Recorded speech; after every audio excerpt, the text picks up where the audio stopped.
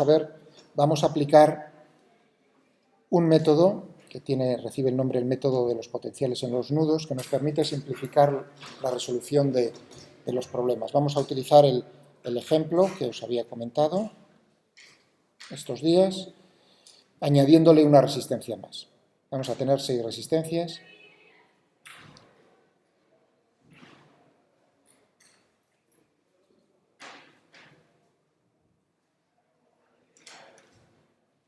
Si queréis voy a hacer el dibujo para que no siempre haga el mismo dibujo. Me parece que siempre tiene que ser así, ¿no? Vamos a cogernos...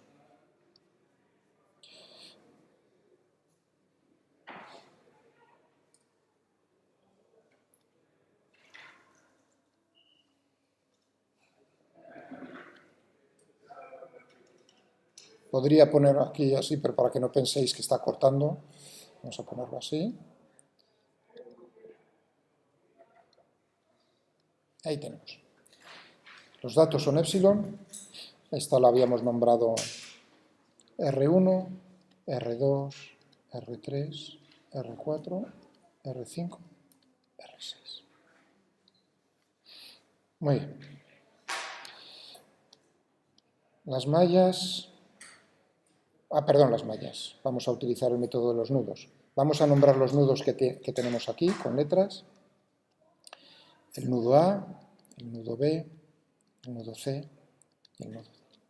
Entonces lo primero que tenemos que hacer, ¿no? Primero es ver el número de nudos, buscar entonces en cada uno de los nudos tendremos un potencial.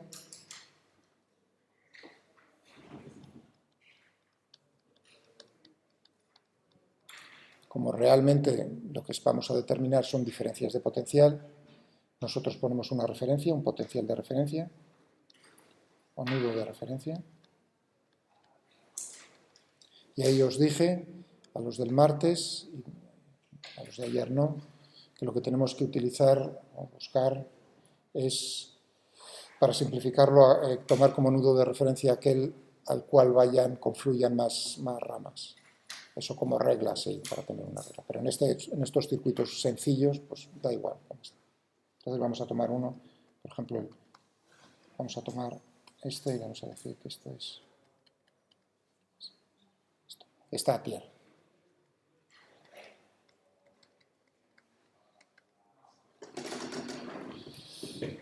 Vale. Bueno, pues vamos a cogernos ahora en cada uno de los nudos. Nudo A. Y vamos a aplicar la regla de Kirchhoff de los nudos.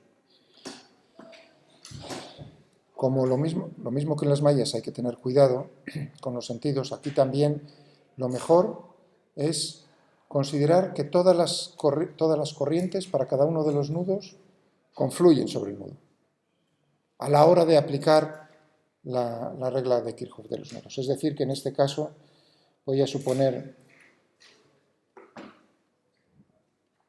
aquí en amarillo que todas las corrientes, por supuesto entonces la suma de todas ellas tiene que dar 0. Eso te indica que una de ellas como mínimo tiene que tener el sentido, o sea que una de ellas tiene que tener sentido contrario a las otras dos. Muy bien. ¿Y por qué hacemos eso? Porque si hacemos esto nosotros siempre sabremos que el potencial en este nudo va a ser menor que lo que tengamos nosotros en el nudo adyacente a ese, en cualquiera de los nudos. Bien, pues vamos a cogernos el nudo A. Entonces, vamos a decir que este es I1, I2,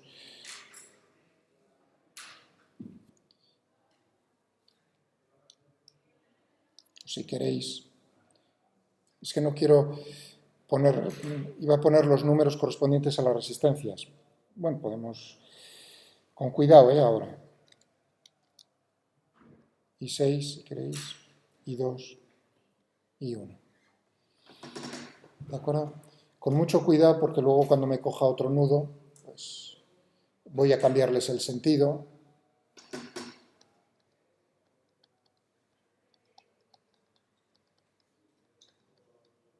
Así voy a hacer. ¿De acuerdo? ¿Algún problema ahí? O sea, simplemente es decir, Tiene que ser la regla de los nudos de Kirchhoff.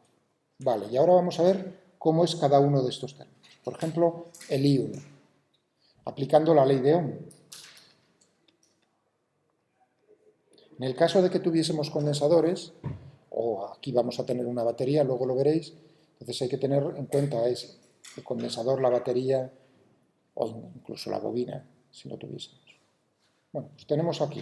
Entonces, ¿cómo será la corriente que pasa por la resistencia 1? Si el potencial aquí es VB y aquí es VA, entonces, y supongo que la corriente va de B a la A,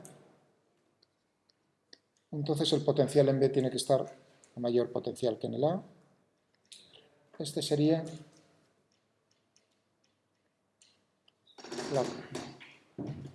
¿de acuerdo? Ahí mucho cuidado, entonces, por eso os estoy diciendo, porque ahí viene la duda, ¿qué pongo? ¿VA menos VB o VB menos VA? No es lo mismo. Si yo estoy pensando que la corriente va del B al A, entonces el potencial en B tiene que ser mayor. ¿De acuerdo? Estupendo. Ahora vamos a por el I2. Pasa una cosa, aquí no hay, es lo mismo, similar, VC menos VA dividido por R2. Más. Y ahora vamos a por este lo voy a poner en otro color un poco más delicado. Porque ahí es donde tengo un elemento que es una batería. Podría ser, es parecido a un condensador, iba a decir. Entonces ahora uno dice, no. ¿Y ahora cómo va a ser? Yo sé que aquí este es VD, esto es D. Entonces, ¿qué es lo que tendremos aquí? Por aquí está pasando la corriente I6 que he puesto yo, ¿no? Entonces, ¿cómo será si aquí tengo el potencial A, cuál será aquí el potencial? Me da igual tener la resistencia a un lado que a otro. O sea que sería equivalente, a ver, a lo mejor lo veis mejor si tengo la resistencia a este lado. A lo mejor, quizás. Si esto es VD, imaginaos que yo pongo la resistencia a la izquierda, a ver si lo veis mejor. ¿No? Esto es VD. ¿Cuál es el potencial? Epsilon. Epsilon menos VD va a ser 0. ¿No? De tal manera que entonces ahora ya estamos en lo mismo que antes. Esto como va a ser 0, es decir que esto lo tenemos a epsilon. Es decir que tendremos epsilon menos VA dividido por R6 igual a... Bueno, iba a ponerlo con otro color. ¿De acuerdo? Bien, pues ya está. Ahora ya tenemos fijaos, ya tenemos una ecuación para el nudo A. Vamos a hacerlo para el nudo B.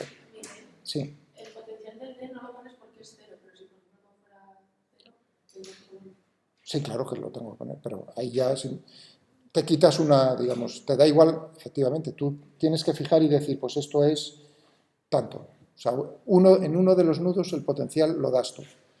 Lo mejor es que lo pongas 0. Muy bien. Para el nudo, vamos a ver, voy a borrar por algún lado.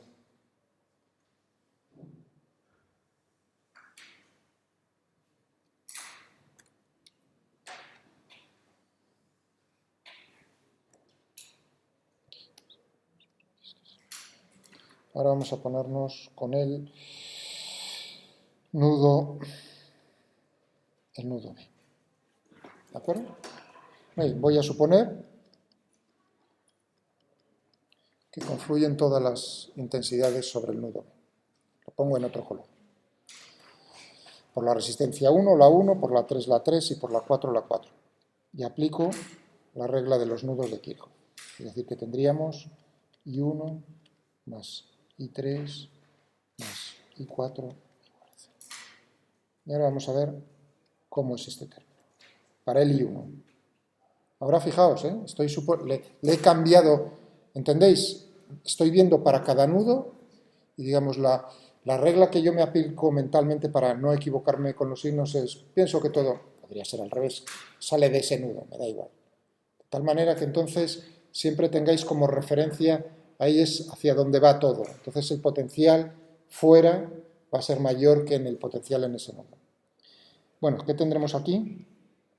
VA menos VB dividido por R1. Más, en el 3, VC menos VB, R3. Más, VD, 0, menos VB dividido por R4 igual a 0. Pues aquí estoy.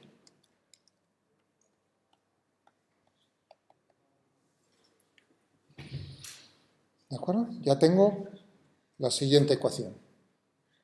Y ahora vamos a por la última. Vamos a cogernos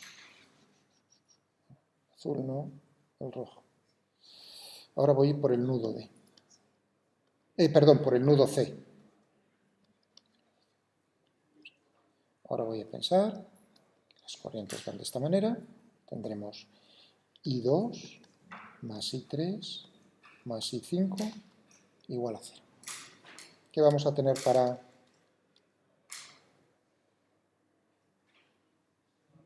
el nudo 2? Hoy digo para la corriente 2.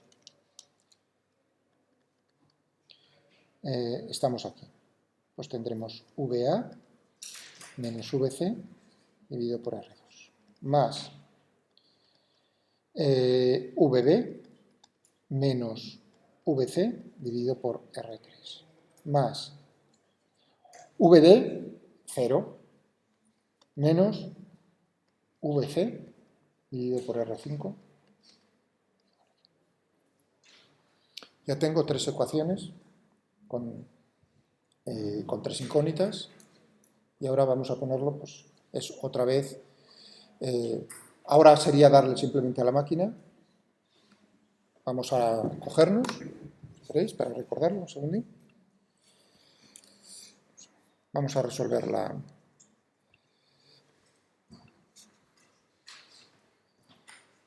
Entonces os pediría que me dijeseis cómo son las ecuaciones y así las voy escribiendo. ¿Me decís una de ellas, la primera? Uno de vosotros, así lo escucho mejor. Tú, por ejemplo. La primera es Sí. VB menos VA. VB menos VA entre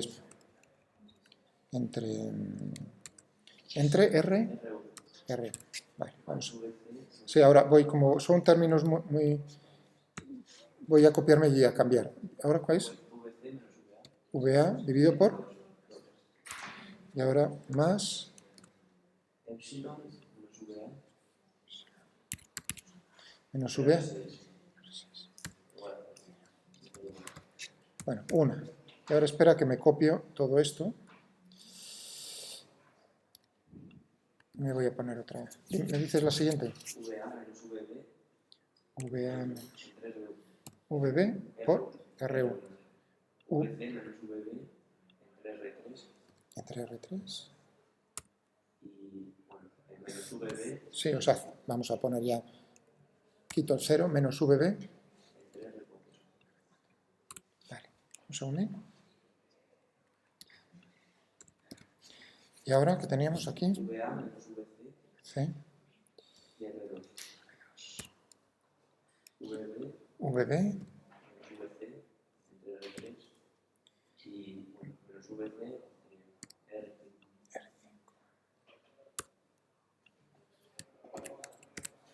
Y ya tengo las ecuaciones. ¿De acuerdo? Y ahora, un sistema de tres ecuaciones lineales, tres incógnitas. Lo único que le tengo que decir, cuáles son las ecuaciones, las he sacado fuera, las podía haber metido dentro como lista, ¿no? Y ahora tendríamos la lista de VB, ¿no? Y VC. Ahí tenemos nuestra solución. Vamos a ver si queréis lo anterior. No sé si lo ha simplificado en algo. Por lo menos ha agrupado términos. Iba a decir. ¿De acuerdo? O sea que en el ordenador ya simplemente puedo cogerme ahora esta expresión y sustituir los valores para cada una de las resistencias, porque este es el resultado general. O podríamos hacer un...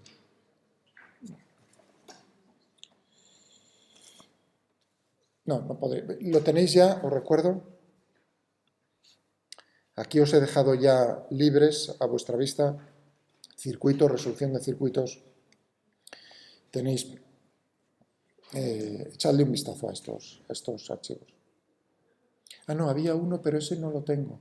A lo mejor añado uno, que es cómo manipular. Fijaos que si ya tengo el resultado genérico, yo ahora puedo manipular, ¿no? Ahora es donde viene el artista, iba a decir, la representación. Que es, tú tienes este circuito construido de esa manera y lo único que quieres es cambiar los valores de las resistencias para ver cómo cambian las intensidades.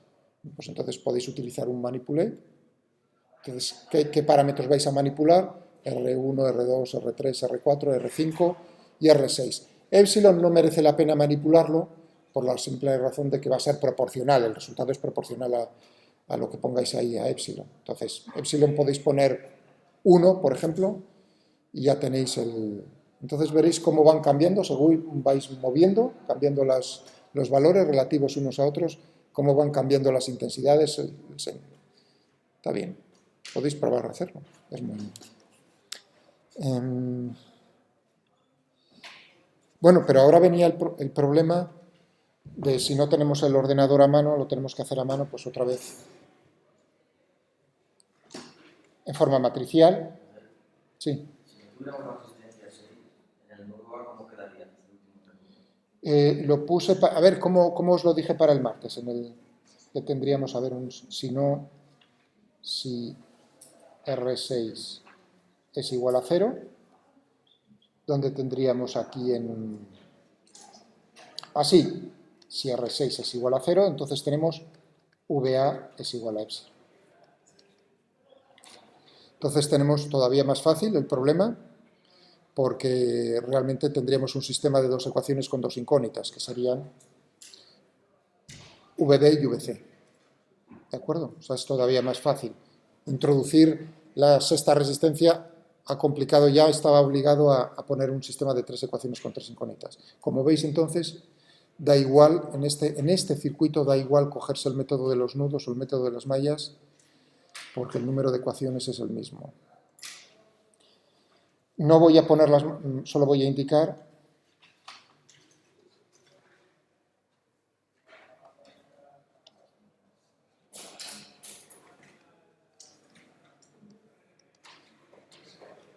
pues tendríamos aquí los elementos, ¿no?, de la matriz.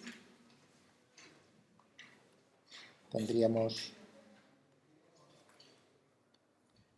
V1, VA, VB y VC.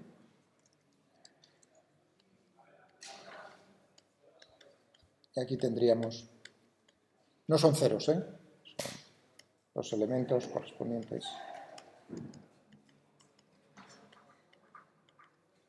Si queréis podéis utilizar el método de Cramer y resolverlo. ¿De acuerdo? Muy bien. ¿Alguna duda?